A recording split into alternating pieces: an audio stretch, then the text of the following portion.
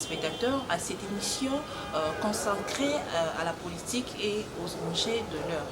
Aujourd'hui, nous allons nous entretenir avec Maître Moussa Clément, qui est cadre de l'ECID. C'est avec lui que nous allons essayer d'échanger pendant 35 minutes concernant la consultation par l'informateur Kabouya, comme vous le savez, avec le parti et regroupement politique.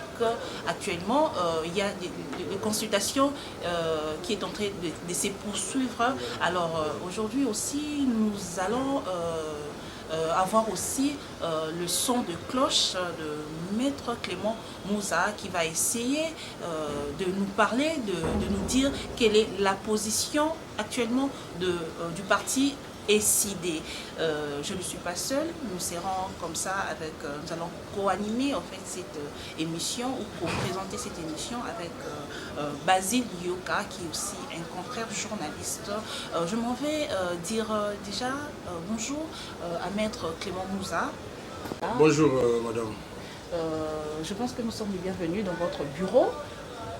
Nous excuses pour ces petits dérangements, mais c'était évident parce qu'on voulait vraiment avoir votre son de cloche concernant cette consultation qui est en train de se poursuivre, voire même il y a eu plusieurs regroupements politiques et partis politiques qui sont venus à la rencontre pour échanger avec celui qui a été désigné comme ça l'informateur pour former en fait le gouvernement, ce nouveau gouvernement que le peuple congolais attend impatiemment.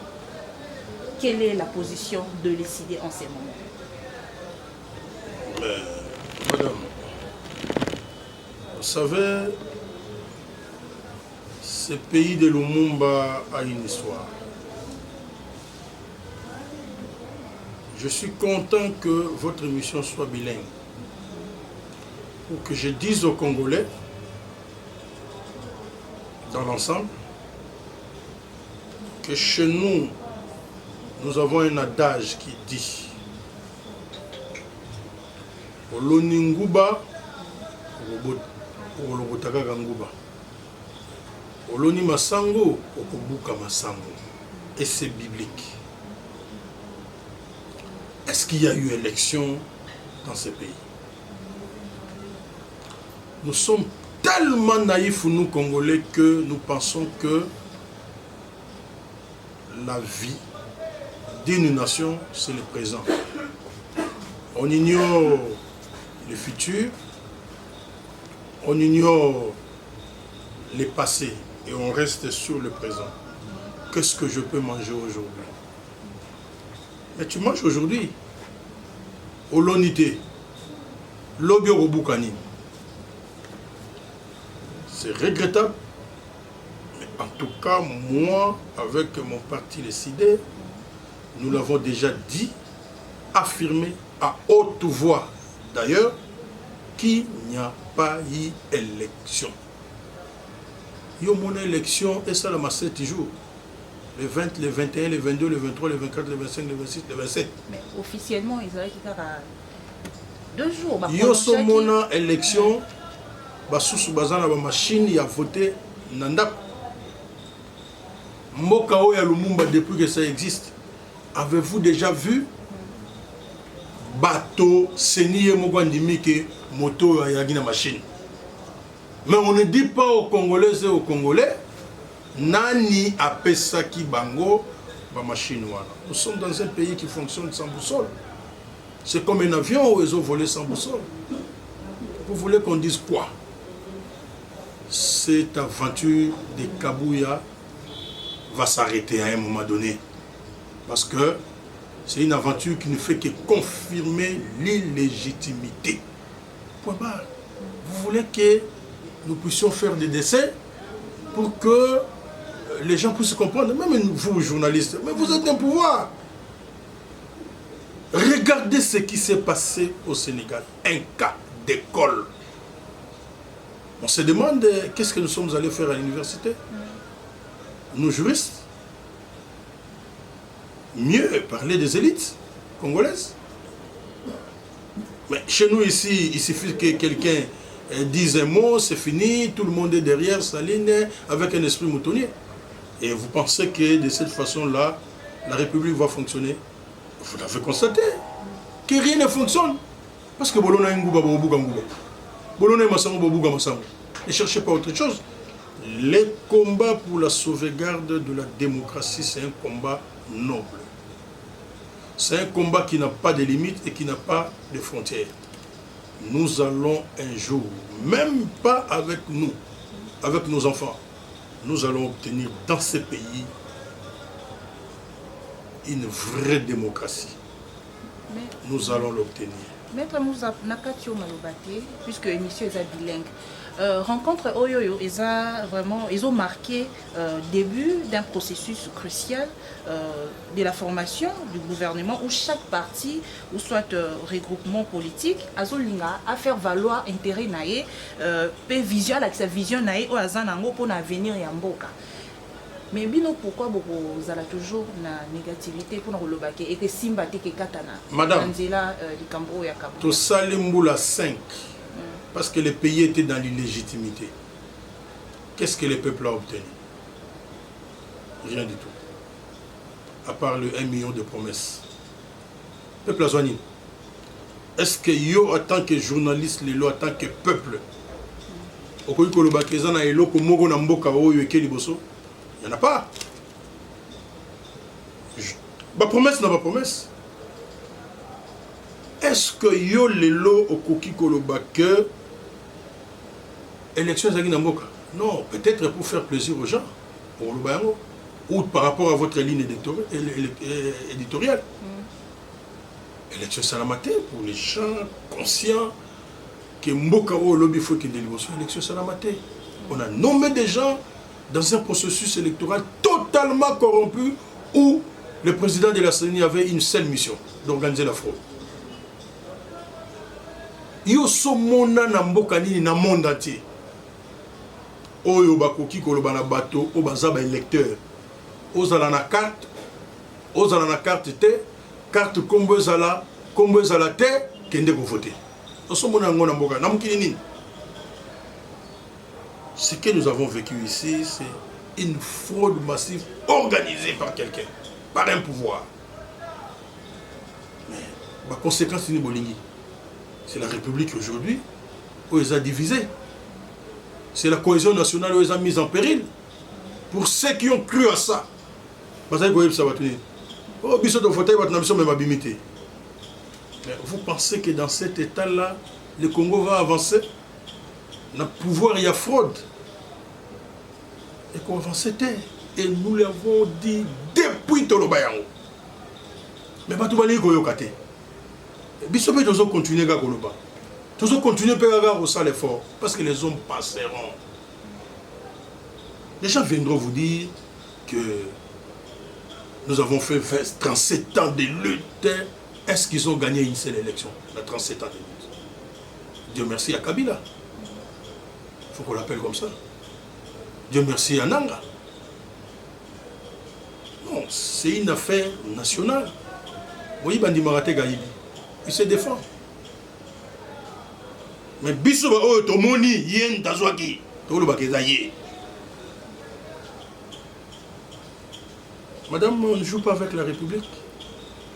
Peuple Azo Zela, Salela Enzela, peuple Azo Zela, Pesa et Moussala, peuple Azela. Mais la nation n'attend point. La nation n'attend point, mais le peuple attend. Comme vous attendez là que peut-être il y aura quelque chose. Comme les gens ont dit, peut-être moi Namboka. Regardez, on est assis sur quoi?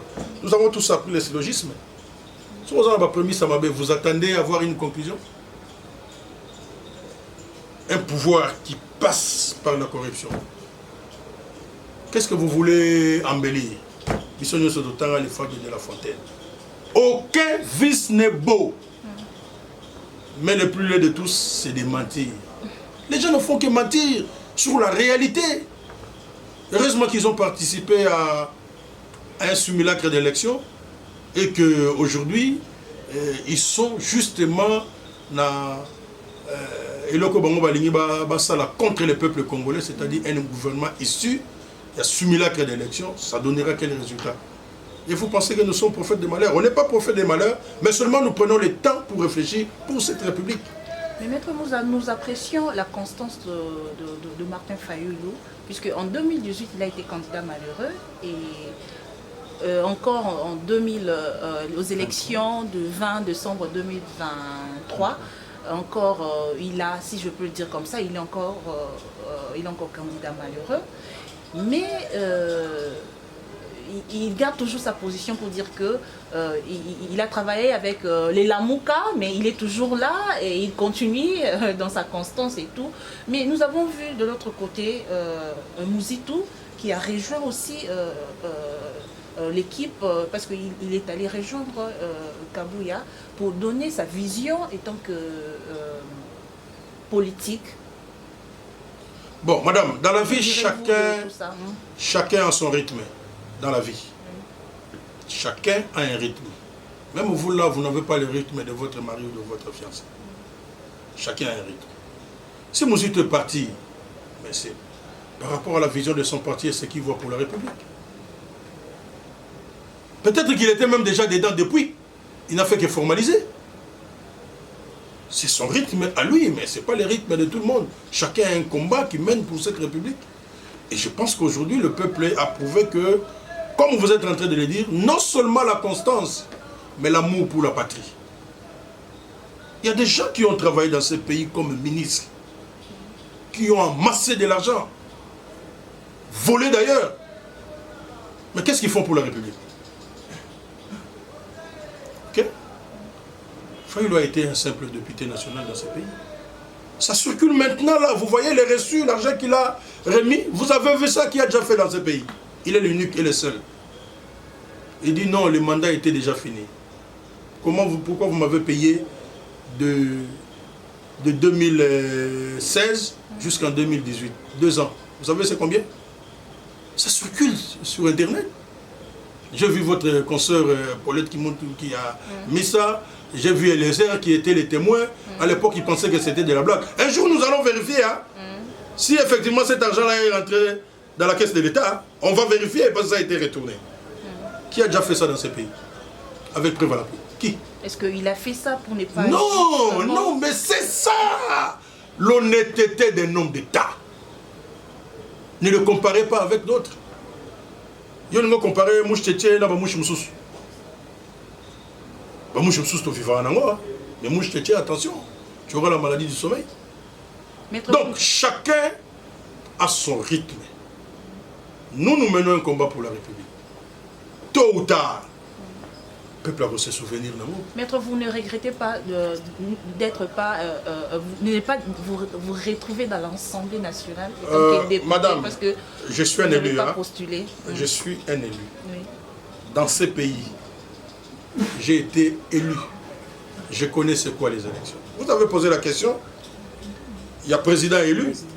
Mais il reste le président élu, Martin Fayulu. C'est lui qui a été élu par le Congolais. Parce qu'il n'y a pas eu élection.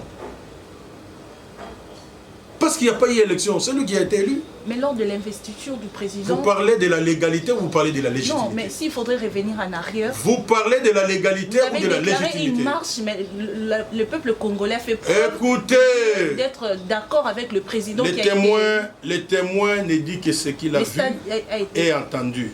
En fait, c'est ma réponse qui tombe au moment. Stade est tonda qui est... Témoin le barakaka, Oyamoni, toi lobby.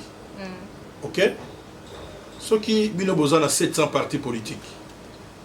Ceux qui ont besoin de 700 partis politiques. Vous voyez le bouton de ce stade. Où est le problème? Vous avez dit que nous avons 20 000. Pourquoi? On a 20 000 oyo. On a la bande de pourquoi pas indien aux oyo. Politique de pression moya au fait. Bouton de ce stade. Au Pessil Batumbonko. Vous avez déjà vu le meeting que moi j'ai tenu? Des marches, je ne parle pas de Fayulu. Vous avez déjà vu le marche au Nganasala, na Pessi Moutata sans frontière. Vous pouvez comparer ça entre Moutou et Pessi Batou 20 000, Ngaï, Nabinga, Moutou Msouté. Vous avez des images? La cause de la République, il ne faut pas sous-estimer. Nous devons nous lever comme un seul homme. Martin Fayulu a été élu par les Congolais. Vous le savez. S'il n'a pas eu l'impérium, c'est parce que les gens ont confisqué le pouvoir du peuple congolais. Et sachez-le, madame, tant que le pouvoir du peuple sera confisqué, même si vous salez l'arrangement n'est pas dans la situation. Parce que la constitution est le bayan. Et le coup est même la crise. Et ça a la légitimité. Le peuple a voté, Moussa a voté, Maman Naomi a voté, Maman Kingandi a voté. Yeba ke Mukoloana, il y aura un devoir de redevabilité. C'est-à-dire que moto yo peuple a ponié, a goyeba ke moto a pona kinga tika na sa ina eboy. Et vous allez discuter, vous allez ressombater. Ok? T'as un projet sur la salle. Le locomi ko banga go matana so des moutons. Vous avez vu, personne n'a parlé de 100 jours. Hein? Personne ne parle de 100 jours. Hein? C'est parce que nous avons existé et nous avons démontré noir sur blanc que c'était une escroquerie. 145 territoires, on n'en parlait plus. Tigeleu, on n'en parlait plus. Mais on attend le nouveau gouvernement. Zéro trou. Vous attendez, il y a un principe de continuité du pouvoir. Comment les gens attendent? Voilà, c'est pourquoi je vous dis le peuple attend, mais la nation n'attend pas. Batoiseau, c'est alors que continuité à pouvoir est allée. Bateau et Obaza, on a passerelle à pouvoir comme ministre. Ils ne sont pas payés? Ils sont payés. Bon, c'est que Bozélani. Bozélani promet que ça va combat dollar, boye kaka. Non. Mais, madame, soyez professionnels. Vous quittez la cité, vous allez voir que dans la situation où il y a un drame. Vous connaissez combien de Congolais trouvent à manger le soir? Mundela lera muke na poko po aya munenete biso de leur foufou ne faut lukango na poko mais pose yango. Merci beaucoup moi Mboka Clément Mouzaka Imbeto mais okende vraiment na lingala parce que émission est à la partout.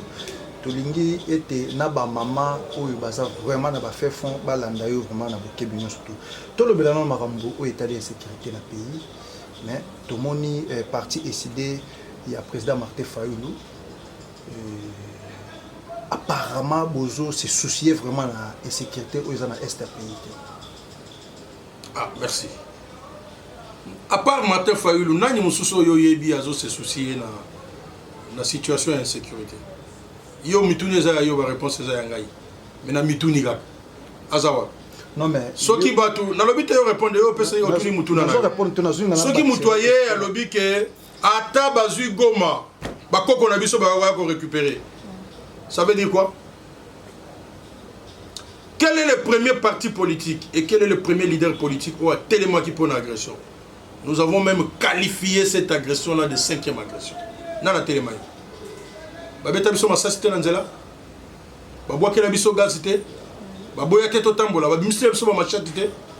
Nous sommes contents aujourd'hui parce qu'ils nous ont suivis. La position de l'ECD est connue. Mais Yokana Web ça le comment. Peut-être que vous n'êtes pas au courant. Chaque année, le président élu Martin Fayoulou a Tindaka Mukanda à ses clubs d'amis. Union africaine. Qui ont fait reculer la démocratie en Afrique. Qui ont maintenu l'insécurité. Chaque année à Komela Bango. Et le 15 février à Moulo, à Komela Bango pour 2 sujets. La légitimité. 1. 2. L'insécurité en République démocratique du Congo. La légitimité, parce que l'Union africaine a ça les côté sur les coups d'État électoraux. Yango, et ça parmi ma cause, il y a Oyo Tozan Nango Lelo. Les institutions qui ne sont pas fortes. Alors que vous cherchez que les institutions sont à la makasi. Bonjour le Kagembo qui a développé Kendeni. On est assis sur le papier, Tokendeni. Donc, nous sommes les premiers à parler de la sécurité dans ce pays. Nous sommes les seuls qui insistent sur la légitimité du pouvoir telle que la Constitution l'a vu sur le. Mais na lolenge ba Congolais nous prenons bien justement parce que bayebi combat na toujours mona place azo se manifester na ba marche parce que yoka azo le beloko mokote. Je suis content que ça sorte d'un journaliste. Amona ke yazara makasi.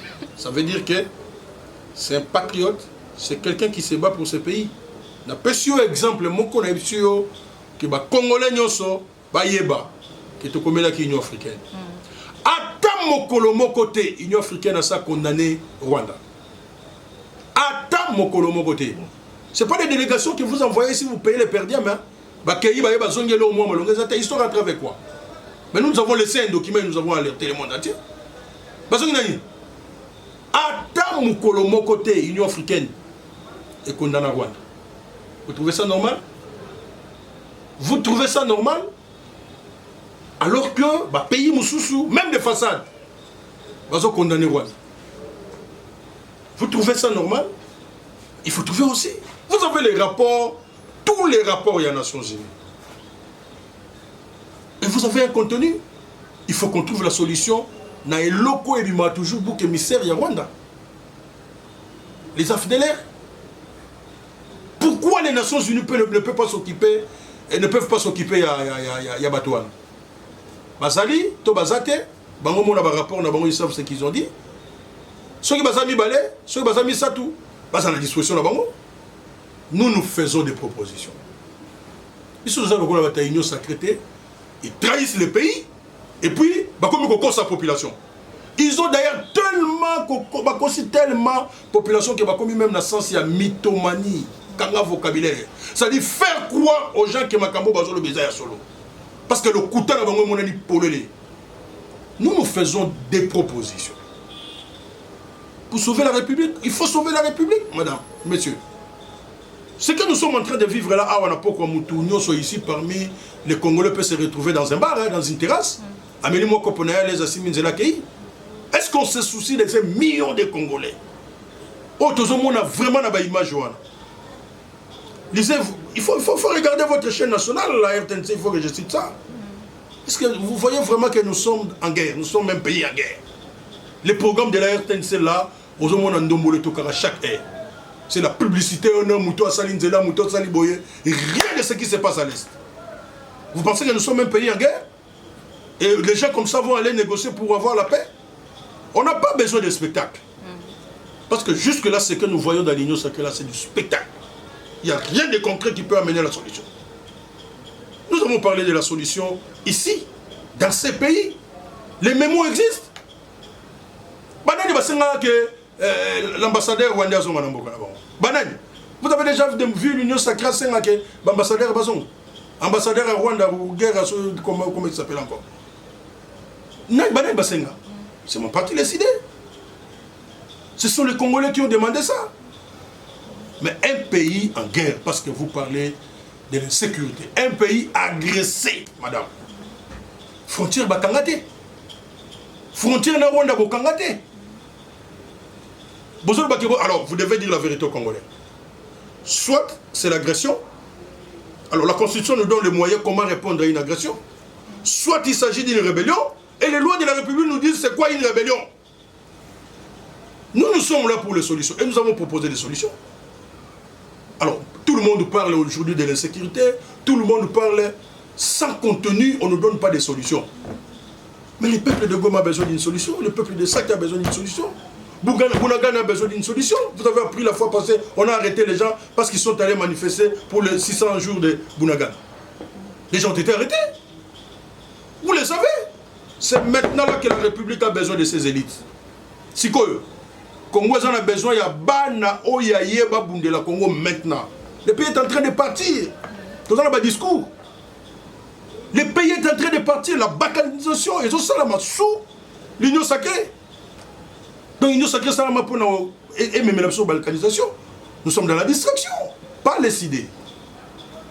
Pas, en tout cas, mon parti, les idées. Vous pouvez fabriquer les résultats des élections. Tel que beaucoup de gens ont été élections, élections a été similaires. Beaucoup de gens nous n'allons pas nous compromettre. Donc ça n'a pas compromission. Parce qu'il s'agit d'une cause noble. Les Congolais savent aujourd'hui, quand vous dites que quelqu'un a été tout ça, mais vous avez vu combien de gens suivent ce qu'est le gouvernement? C'est un gouvernement qui dirige par la force. Et tant que nous avons été dans une marche. Parce que Toutes les marches organisées dans la République depuis 1990, je suis présent. Le Banaza malade. Mais on s'est retrouvé plusieurs fois en alimenter avec le fait, tiens, tu sais qu'est-ce que bon, Mobutu place ces gens, Kabila place ces gens, moi et toi, bon. Qu'est-ce que nous allons faire? Vous mettez les canaux devant nous. Tout ça. La Constitution dit, la manifestation c'est un droit. Bon, tu as au marché, mais quand vous venez avec des canaux, vous avez besoin de quoi moutre. Qui a peur? Donc, je vous dis que le peuple est prêt pour défendre ses libertés. Le peuple est prêt pour défendre la démocratie. Mais ceux qui ont la passerelle du pouvoir, sachant comment ils ont obtenu ce pouvoir-là, ils ont peur de ce peuple. Vous envisagez dans les jours à venir une manifestation? Nous n'envisageons pas. Nous réfléchissons pour le pays. Dans la période où il faut être subtil. Savoir ce qu'il faut. Il y a une importante partie de la République qui est aujourd'hui entre les mains des envahisseurs. Quelle est la solution qu'il faut faire? Tout le monde a vu que M. Félix est l'union sacrée, coquille a monté. Pendant 5 ans. Même si ma pauvre mais on est là, on a cette passerelle du pouvoir pour faire quoi? Toujours la faute c'est à l'autre. Toujours qu'on est là. Pendant 5 ans, vous avez trouvé quelle solution? Solution Gomino, Bitumongo Bandakala. Laissez au pouvoir en 30 jours. On vous dit voilà la solution et on règle ces problèmes-là. Parce que ça va être un pouvoir légitime du peuple. En 30 jours, vous ne verrez pas tout ce qu'on est en train de faire là. Et tant que vous avez 30 jours, c'est 30 jours. On se moque de nous. Vous avez vu combien de bombes déjà tombées à Goma? Combien? Combien, madame? Je parle bien de Goma.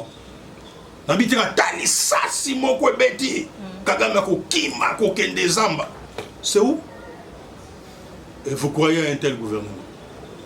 Nous sommes très naïfs, malheureusement, nous Congolais. Nous allons continuer à nous battre pour la République. Et j'insiste, il n'y aura pas de compromission. J'insiste. Tu vas te monter dans le 21e siècle pour que tous aient le pouvoir. Tous aient le pouvoir où ils ont la légitimité. C'est comme ça que je veux vous rappeler la main tendue de Félix. Je vous rappelle la main tendue de Félix, parce que c'est lui qui a parlé de cette main tendue. En tout cas, à ma connaissance, l'ECD, mon parti, est prêt. Pas pour la compromission. Pour trouver des solutions, le problème, il y a la République. Nous sommes prêts. Nous, on n'est là pas pour les individus, on n'est là pas pour le partage du pouvoir. Nous sommes prêts. Dites-moi, madame, je vous dis, c'est un Congolais. Dites-moi aujourd'hui. Félix Tshisekedi Nengazawana, Martin Fayoulou, Moïse Katumbi, Joseph Kabila, pour ne citer que les 4. Écoutez notre trésor public combien? Même pas un franc. Et alors, vous allez envoyer les transports? Le blocage des animaux. Mais nos amis ici de l'UDP sont venus pour tuer le pays. Ils ne comprennent pas qu'aujourd'hui ils sont incapables de trouver des solutions et qu'il faut le concours des autres. Pourquoi on doit rester dans cet égoïsme? Les choses ne marchent pas. Est-ce que Fayou a besoin de passer transport pour Aya Bakutana dans des Konaïf Tshisekedi? Est-ce que Kabila a besoin de Moïse Katumbi? Les gens veulent le pouvoir pour les pouvoirs. Non, le pouvoir, ça doit être pour le peuple congolais.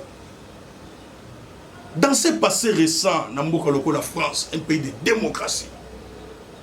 Au moment où Marine Le Pen était dans Macron, Mélenchon, tous ces politiciens-là, parce que la France avait un problème, il y a sécurité, il y a terrorisme. On a partagé le pouvoir. Vous avez suivi Marine Le Pen tant abîmée dans l'audience? C'est ce qu'elle avait dit. La nation est en danger.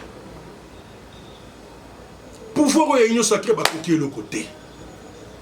Mais, Namakani Sinabiso, tout le monde dit que Ndeko Kabila a dirigé pendant 18 ans. Biso tout le monde a dirigé Mabé. Mais est-ce qu'il y a 0 sur 20? Peut-être 2 sur 20 c'est d'avoir aidé le pays à mettre le M23 dehors. Vous pensez qu'il y a une expertise en tant qu'un ancien chef d'État? Comment Mamadou Asalaki comment paix à son âme? Comment Baouma fait? Azatan et l'Oroté? Azana 0 sur 20. C'est un exemple que je donne. Tout s'inspirera à peine à un bon exemple à madame. Ce qui s'est passé au Sénégal, vous avez entendu 2 anciens chefs de l'État intervenir. Mindou qui a continué au bête. C'est tout de suite la solution. Donner à un peuple. Nous avons besoin de la solution. Aujourd'hui, c'est important. Regardez le cas du Sénégal, où 2 anciens chefs d'État se sont prononcés, les imams Bakoti Nadans, mais Macky Sall n'avait plus de choix que d'écouter Baninga Naye Moussousou. Est-ce que les Kamamboka n'ont pas boelelo? L'élection est salamate. Et ça, il y a bateau, il y a bagéré Mboka na ki gang ki nyonso ke ba ngoba trouver la solution ba ko gang. Toyo kasoni tous à la humble.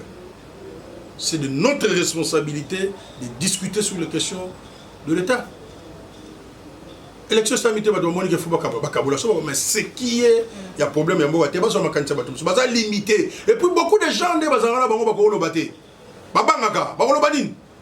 Ebele baza wana baza kutina kati ya makambo la si ba bisa bango babima la papa mboso kuna za koyebisa bango jumo bolongo na kati ya banini watu donc ba yebani ah ba comme cité kutu baninga musu tout ça mais écoutez tout ça tala moment oyo bato bazali koloba oh Fayulu a eu 5 millions eleki et monani ke zali lokuta oh a eu 7 millions eleki et monani ke zali lokuta oh so voter Fayulu yebaka ke bimaga numéro 20 oh Fayulu lobby voter c'est passé.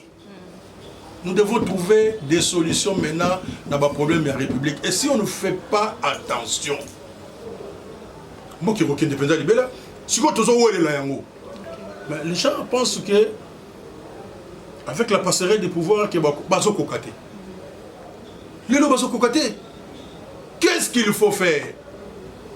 Je vous ai donné Makamboumi balèze très important. Le gouvernement doit nous dire est-ce que Makambo est vraiment agression selon compréhension? Parce qu'on ne peut pas comprendre qu'un pays qui nous agresse, nous avons une relation diplomatique. Pas le haut constitution, à ça la haute constitution. Un pays qui nous agresse, la frontière est à refondement. Et Salamana Moukilini, ceux qui ont les rébellions, on tire des conclusions. Tout passera par la Constitution et les lois de la République. Ça ne sert à rien de s'entêter dans un pouvoir où les populations se retrouvent dans le monde. Il n'y a que eux qui pensent que le peuple est derrière eux. Il n'y a que eux. C'est l'illusion. La réalité est que le peuple n'est pas derrière l'union sacrée. Bato Bayaka, c'est fini. Maître Clément, au côté de la caméra, on peut un message moko il y a partager pas sur la population il y a Goma. Il ne suffit pas de partager pas s'il faut trouver des solutions. Et tout au long il y a intervention on a pessi ba piste de solution. Les lots est important que les leaders majeurs du pays se voient. Et c'est très important. Les institutions, tout ce qu'ils sont en train de faire là, issus du simulacre d'élection, c'est leur affaire. Moi, je parle de la République. Les idées parlent de la République. C'est important. Et le peuple attend ça. Les gens sont même en train de penser que ceux qui Tshisekedi doit coûter une solution bon que bongi. Bah toi ça même la mitouana. Aujourd'hui, les leaders significatifs du pays doivent se rencontrer, parler du Congo même pendant 30 minutes. Ceux qui besoin de temps pour trouver des accords dans Tchadien. Pour trouver des accords ici en République démocratique du Congo avec les Tchadiens. Mais on évite de parler avec les dignes fils du pays, qui sont capables de dire quelque chose pour que le pays puisse aller. Vous ne trouvez pas que c'est contradictoire? Mais il y a un problème. Ce que vous devez faire autant de voyages pour aller dans l'Union africaine, alors que l'Union africaine n'a jamais condamné le Rwanda. Il y a un problème. Nous, nous sommes Congolais, j'allais dire de père et de mère, mais je suis un Congolais patriote. Alors comme tel, en tant que Congolais patriote, je dis que nous devons développer le patriotisme. Il faut que l'Ingambo Cannabiso, ezali de rester dans la légitimité, c'est-à-dire kolinga ba institution oyo ya moyibité pe kolinga te mboka na biso ba balkaniser yango. Un certain 4 décembre 2022 totambolanga na ba catholique soko moni sango yebisi yo ke keba soko zo kene kuna ogonokuta mutu mukaza kuna assemblera banda ko sambela prière ici la raté yeba keza ya solo. Parce que ce sont des gens intelligents. Ce sont des gens qui existent dans le Congo, même place où l'État zaté. Ils ont alerté sur le projet de balkanisation où atteindre les limites mongo élevées. Toute la partie occupée, ils ont administré par qui? Maître Clément, tu as commis déjà dans la émission, mais même tout le monde qui est kaka, le lobby est la société civile OPSC et organisé qui, en fait, c'est ça qui déclaration pour nous aussi dans le gouvernement. La déclaration est belée, mais dans le cas où le lobby, ce qui c'est possible signer officiellement des accords militaires puissants avec la Russie, seul pays en même de faire fléchir les Occidentaux tireurs de ficelles. Non, je vous dis... Est-ce que les Kanisiwana va raisonner? Bon, Bango va raisonner, que les Kanisina Bango Zamabe, n'a pas bureau d'études à gouvernement. Ce qui n'a pas coûté na gouvernement, n'a pas la position de Ngezaboy, Bango peut pas le position de Ngezaboy. Tout le monde qui est position de Gozo Lisangé Goïgo Sungamboka. Voilà, ça va. On a un bureau d'études à gouvernement. Jamais. Nous avons servi des bureaux d'études au gouvernement. Et le gouvernement, comme il y a des gens Makambo, News de Roloba, on a ça là, on a des gens de Roloba, à ce qu'on a parce que ça concepteur de Ayibi Makantia Moutou. Azo batté si comme Makantia, on est bandagi wapi et Rosuka wapi. Yango mon gouvernement Telengani. Mais ce qui a lobby que na Makambo Amboka Toza a besoin d'expertise, n'a pas décidé. Tokuta na tosola to pesa mo pesa certitude to bandagi wapi to suka wapi siko ba telengani ba komi contre mur.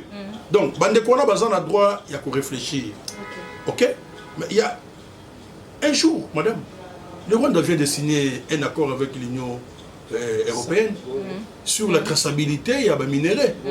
Mais nous sommes où? On est en train de réfléchir où? Na ki kokube to réfléchir na ba bureau. Nous Congolais to réfléchir na ba kikoko. Donc vous voyez l'Union européenne a signé encore mot à l'occasion de rien. Mais il y a des agendas. Le monde, dans le siècle, le monde est petit. Tout ça sous son temps,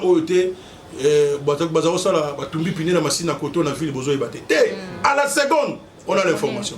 Alors quand vous avez des informations comme ça, qui prennent une réaction au gouvernement, ils vont attendre 3 jours pour agir. Pour ça, la déclaration va avoir 3 jours. Pourquoi? Il faut pas le expert, parce que ceux qui sont là ne sont pas capables de trouver le texte approprié et le pays recule comme ça. Il y a une société civile OSPC, APC, les Kanisinae. Bon, les Kanisinae, biso dans la Kanisité, il y a Bitumba pour rien. Tous les Kanisité, des négociations pour rien. Tous les Kanisité, Congo est à la unie. Congo, intégrité territoriale, Yamboka Ezala. Démocratie est s'installer et puis le balanga sur les simple. Élection salamaté, donc l'illégitimité étant continuelle, nous allons persister dans la même crise. Oui, vous avez la légitimité, la crise nous se voyait et enchaîner biso parce que tant que des pères. Merci Maître Clément Mouni, très chers fidèles téléspectateurs, d'avoir suivi cette émission en intégralité. En tout cas, restez branchés sur notre chaîne de télévision et surtout abonnez-vous. Merci beaucoup. Au revoir.